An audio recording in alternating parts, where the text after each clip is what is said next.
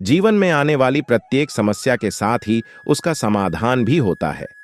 कई बार हम अपनी समस्याओं के सामने हार मान लेते हैं, लेकिन कोई भी ऐसी समस्या नहीं है जिसका समाधान असंभव हो। हर समस्या का एक समाधान जरूर होता है, बस हमें उसे तलाश करने की क्षमता और इच्छा रखनी चाहिए। समस्याओं का सामना करना हमें विकल्पों की ओर देखने के लिए प्रेरित करता है और हमें अपनी सीमाओं को पार करने के लिए मजबूत बनाता है। जीवन में समस्याओं का सामना करना हमें सीखने का अवसर भी प्रदान करता है और हमें एक बेहतर और समझदार व्यक्ति बनाता है। असफलता के समय समाधान ढूंढने की प्रक्रिया हमें साहस और सहानुभूति की ओर ले जाती है, जो हमें निराशा से बाहर निकालकर सफलता की ओर प्रेरित करता है। इसलिए हर समस्या को एक अवसर के रूप में देखना चाहिए और हर समस्या का समाधान निकालने के लिए हमेशा तैयार रहना चाहिए। वैशाली नगर के पास एक गांव में राहुल नाम का एक लड़का रहता था। वह अपनी रोजमर्रा की परेशानियों से बहुत परेशान रहता था।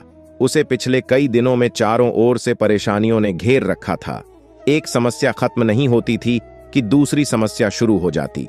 वह अपनी इस जिंदगी से इतना तंग आ चुका था कि उसने आत्महत्या तक करने की सोचने लगा। उसके इस हाल को देखकर गांव के एक बुजुर्ग व्यक्ति ने उसे एक सलाह देते हुए कहा कि नगर कुछ मील दूर एक जंगल है, वहां एक तपस्वी बाबा रहते हैं। उनके पास हर समस्या का समाधान होता है। तुम्हें उनसे एक बार जरूर मिलना चाहिए। हो सकता है वह तुम्हारी भी समस्या का हल बता सकें। उस बुजुर्ग की बात सुनकर राहुल खुश हो गया। वह अगले ही दिन बाबा से मिलने निकल पड़ा। गर्मी का महीना था और उस समय गर्मी अपनी चरम सीमा पर थी। राहुल जंगल के रास्ते पता लगाते हुए उस बाबा के पास पहुंच गया। वहां पहुंचकर उसने बाबा को प्रणाम करते हुए उसने बताया कि किस तरह से वह परेशानियों से घिरा है। बाबा ने राहुल की सारी बातें ध्यान से सुनी और एक पेड़ की ओर इशारा करते हुए कहा कि उस पेड़ को देख रहे हो जो आज सूखा है, उसमें पत्ते नहीं हैं।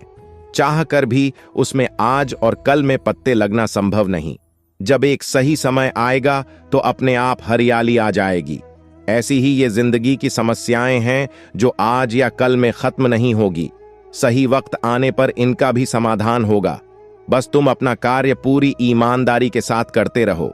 राहुल ने साधु बाबा की बात को ध्यान से सुना और एक प्रश्न किया कि बाबा, क्या ऐसा कोई दिन आएगा जब हमारी सभी समस्याओं का अंत हो जाएगा और मैं चिंता से मुक्त हो जाऊंगा? बाबा ने अपने पास रखे एक जलते हुए दीपक की ओर इशारा करते हुए कहा कि इस दीपक को देखो। यदि इसमें से तेल खत्म हो जाएगा तो यह दीपक बुझ जाएगा। ऐसे ही यदि मानव जीवन से समस्या खत्म हो जाएगी तो यह स्थिर हो जाएगा और उसका इस दीपक की भांति अंत हो जाएगा। समस्या उस तेल की तरह है जो इंसान को आगे बढ़ाती है और उसे हमेशा गतिशील रखती है। साधु की बातों को सुनकर राहुल खुश हो गया। अब उसे सारी बातें समझ आ गई थीं। वह साधु को प्रणाम किया और वापस लौट गया।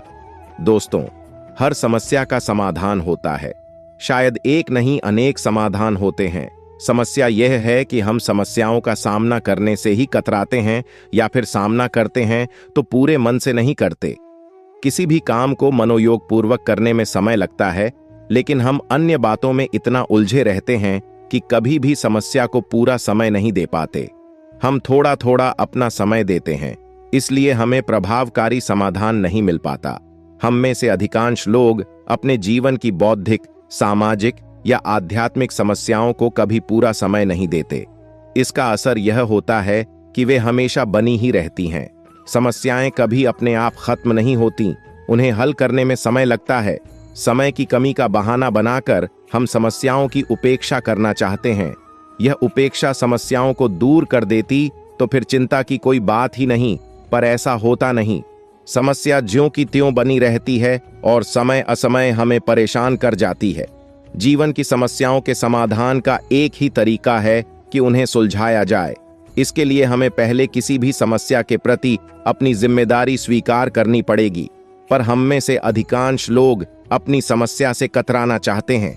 हम अपनी हर समस्या के लिए किसी अन्य व्यक्ति को या सामाजिक परिस्थितियों को दोषी ठहराते हैं और फिर कुछ नहीं हुआ तो अपनी हर समस्या को भाग्य का खेल या ग्रहों का दोष ठहरा देते हैं। समस्याओं से निपटने का एक ही तरीका है, सत्य के प्रति पूर्ण समर्पण। इस संसार की वास्तविकता को हम जितनी कम स्पष्टता से देखेंगे, उतना ही हमारे मन में भ्रम और गलत दृष्टि अपना पैर पसारेगी। इससे हम सही निर्णय करने या सही कदम उठाने में कम समर्थ होते जाएंगे। वास्तविकता के प्रति हमारी दृष्टि एक नक्शे की तरह है। इसी नक्शे के सहारे हमें अपने निर्णय लेने होते हैं। यदि नक्शा बिल्कुल सही है तो हम जान जाएंगे कि हम कहाँ हैं। यदि हमने कहीं जाने का निश्चय कर लिया है तो हम सही दिशा की ओर बढ़ भी सकते हैं। यदि हमारा नक्शा ही गलत है तो फिर भटकना ही हमारी नियति बन जाता है। हम अपनी जिंदगी के नक्शे के साथ पैदा नहीं होते। जब हम किसी समस्या का सामना करते हैं तो हम अक्सर घबरा जाते हैं और हार मान लेते हैं, लेकिन यह गलत है। हमें हार मानने के बजाय हमें समाधान की तलाश करनी चाहिए। आइए जानते हैं समस्या में ही समाधान खोजने के 5 तरीकों के बारे में। नंबर 1, सबसे पहले समस्या को समझें। समस्या को समझना किसी भी समस्या को हल करने का पहला और सबसे महत्वपूर्ण चरण है। जब हम समस्या को अच्छी तरह से समझते हैं तो हम उसके कारणों और प्रभावों को बेहतर ढंग से समझ सकते हैं और उसके लिए एक प्रभावी समाधान ढूंढ सकते हैं। नंबर 2, विभिन्न समाधानों पर विचार करें। एक बार जब हम समस्या को समझ जाते हैं तो हमें विभिन्न समाधानों पर विचार करना चाहिए। हमें रचनात्मक रूप से सोचना चाहिए और सभी संभावित समाधानों पर विचार करना चाहिए। नंबर 3, सबसे अच्छा समाधान चुनें।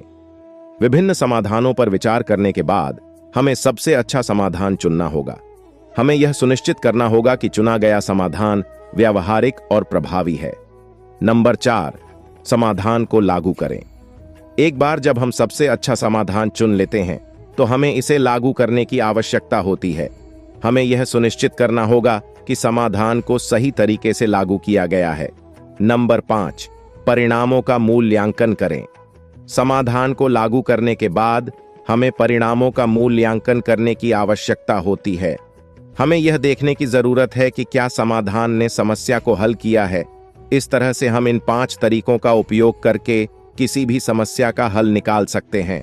हमें यह याद रखना चाहिए कि हर समस्या का एक समाधान होता है। हमें बस धैर्य और समझदारी से सोचने की जरूरत है। जैसे कि एक छात्र को परीक्षा में कम अंक मिले हैं।